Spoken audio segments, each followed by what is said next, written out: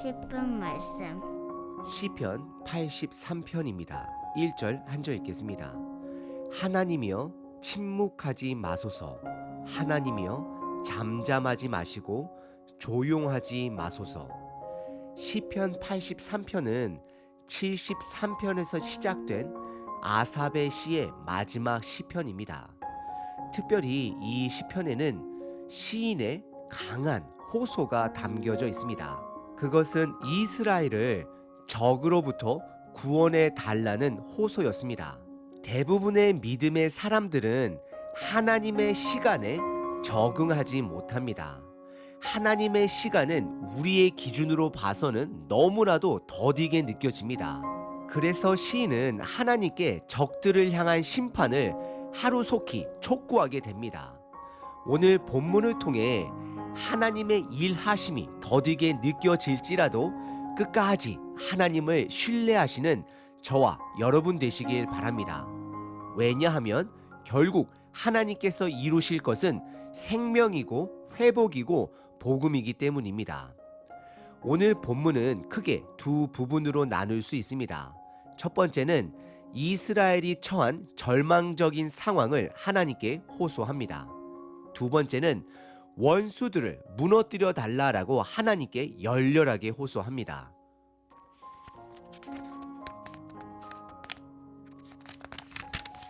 첫 번째 부분은 1절서부터 8절까지 이스라엘이 처한 절망적인 상황을 하나님께 호소합니다.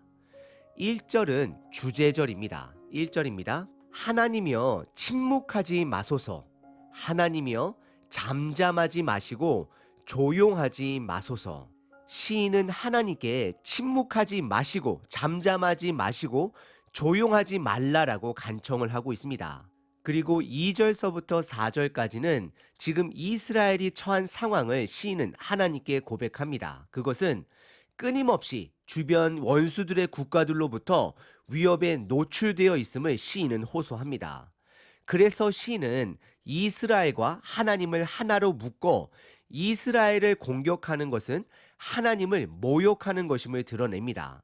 예를 들어 2절에 보시게 되면 주의 원수들이다 라고 표현을 하고 주를 미워하는 자들이 머리를 들었다. 그리고 3절에 보시면 이스라엘 백성이 아니라 주의 백성을 치려하는 자들이다 라고 표현하게 됩니다. 그리고 5절서부터 8절까지는 이스라엘을 동서남북으로 둘러싸고 있는 적들의 나라의 이름을 거론하며 그들이 연합하여 이스라엘을 위협하고 있음을 하나님께 호소하고 있습니다. 예를 들어 에돔은 남쪽의 나라이고 모압과 하갈은 동쪽에 있는 나라이고 아말렉과 블레셋은 서쪽에 있는 나라이고 두로와 아수르는 북쪽에 있는 나라들입니다. 그래서 결국 동서남북 모든 주변에 있는 국가들이 연합하여 이스라엘을 공격하고 있음을 시인은 드러냅니다.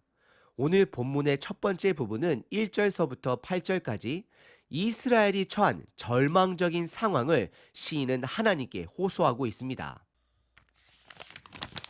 오늘 본문의 두 번째 부분은 9절서부터 18절까지 원수들을 무너뜨려 달라라고 시인은 하나님께 열렬하게 호소하고 있습니다.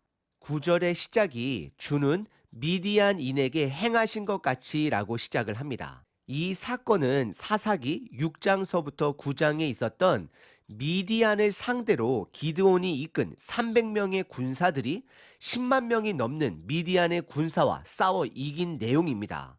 그 전쟁은 어느 누구도 사람의 능력으로 이겼다 말할 수 없습니다. 왜냐하면 300명이라는 최소의 숫자로 어마어마한 10만 명이 넘은 군대를 이길 수 있었던 것은 오로지 하나님께서 승리하신 것이기 때문입니다. 그래서 시인은 9절에 그때와 같이 적들을 무너뜨려 달라라고 하나님께서 직접 싸워 달라라고 호소하고 있는 것입니다.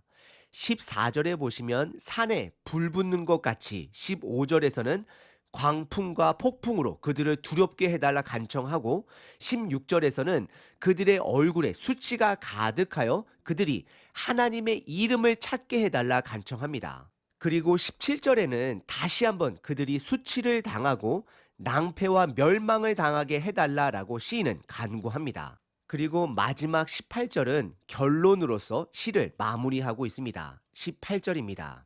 여호와라 이름하신 주만 온 세계의 지존자로 알게 하소서라고 고백합니다. 시인은 하나님께서 직접 싸워주셔서 하나님의 이름만이 온전하게 드러나게 해달라라고 간청하고 있는 것입니다. 오늘 본문의 두 번째 부분은 시인이 원수들을 무너뜨려 달라라고 하나님께 열렬하게 호소하고 있습니다.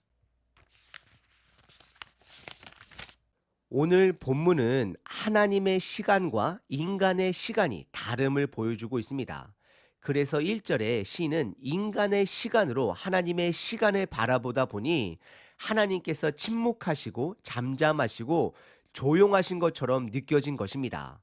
그래서 하나님께 그들의 절망적인 상황을 호소하였습니다. 그리고 시인은 결국 모든 심판을 하나님께 맡깁니다. 즉 하나님의 시간에 맡기고 있는 것입니다. 예수님이 십자가에 돌아가실 때 하나님 아버지는 예수님을 침묵으로 대하셨습니다. 그래서 예수님은 하나님 아버지께 왜 나를 버리시나이까라고 고백까지 하셨습니다. 하지만 우리는 너무나 잘 알고 있습니다. 그 하나님 아버지의 침묵으로 그리고 예수님의 죽음으로 우리는 구원을 얻었습니다. 하나님의 침묵 뒤에는 복음이 있습니다. 구원이 있습니다. 그리고 예수님께서 그의 제자 나사로가 죽어간다라는 이야기를 들었을 때에 예수님은 당장 그에게 가지 않고 이틀을 더 머무셨습니다. 이것은 하나님 아버지의 시간인 것입니다. 그래서 나사로는 죽었습니다.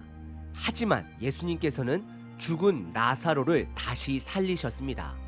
예수님의 권능을, 죽음을 이기는 그분의 능력을 사람들에게 드러내었습니다.